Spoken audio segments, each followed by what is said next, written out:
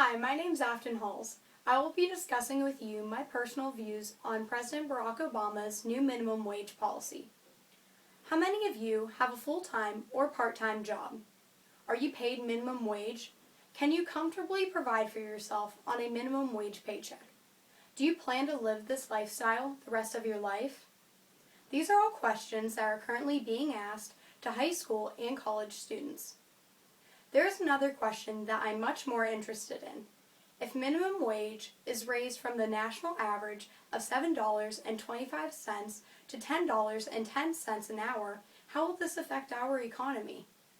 Now that I have conducted research over this topic, I would like to share more background information over the matter and my personal views. On Thursday, January 28, 2014, President Barack Obama discussed many executive actions in his State of the Union address. The biggest topic of controversy was over the discussion of minimum wage.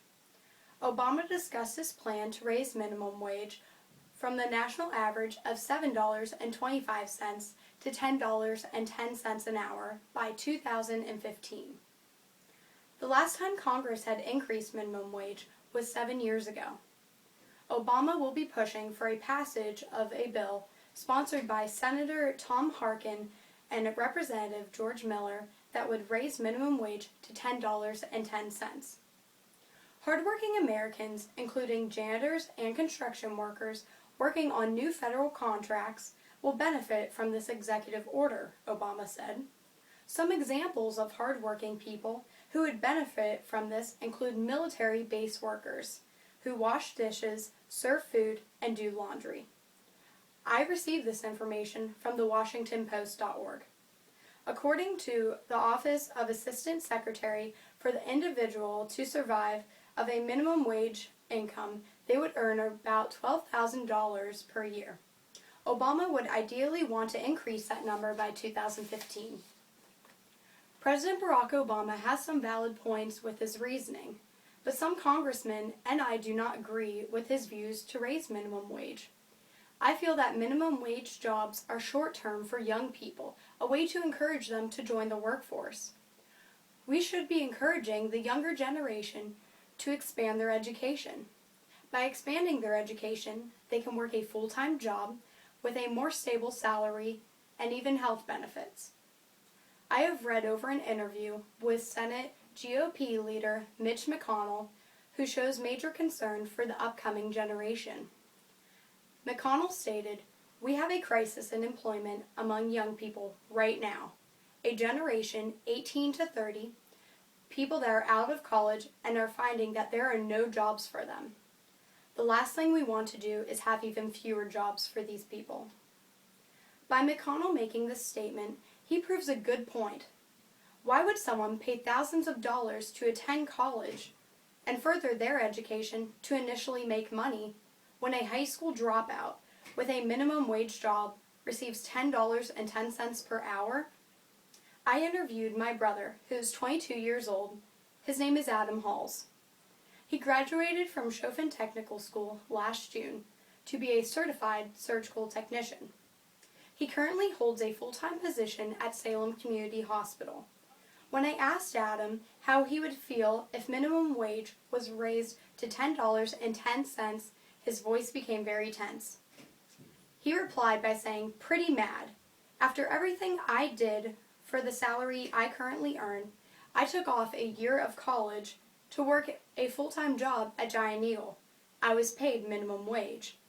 I worked there for a little over a year, until I realized that if I continued living at home and only earning a salary that was minimum wage, I would be screwed. I would never be able to retire or earn a house of my own." He said, "I decided to go to Chauvin to become a surgical technician because I would be better compensated.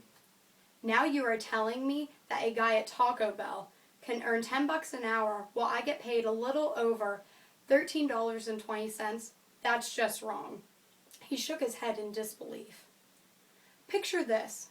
You just graduated after 4 years of college, and you only get paid a couple dollars more than the person working at McDonald's. How would you feel? What do you spend your income on? You have to pay for a place to live, food, water, utilities, a cell phone, possibly children, and much more. The cost of living would skyrocket and we would have an amount of inflation. The tuition to attend college or a trade school would increase because the demand of students attending would drop. Therefore, books, room and board, and other necessities would also become much higher. This would be a huge adjustment to all of America. So whom would this really benefit? Speaker of the House John Boehner replied to the President, "Let's understand something. This affects not one current contract, it only affects future contracts with the federal government.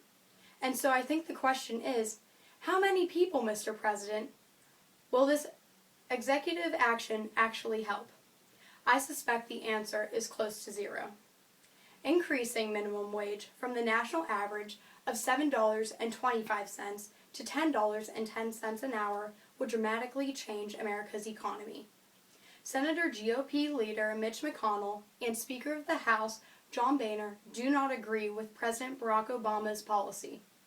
This will hurt upcoming generations of graduates and other students trying to find jobs, paying for the cost of living. In conclusion, President Barack Obama should not increase minimum wage to $10.10 an hour. It would be harmful and it would dramatically affect America.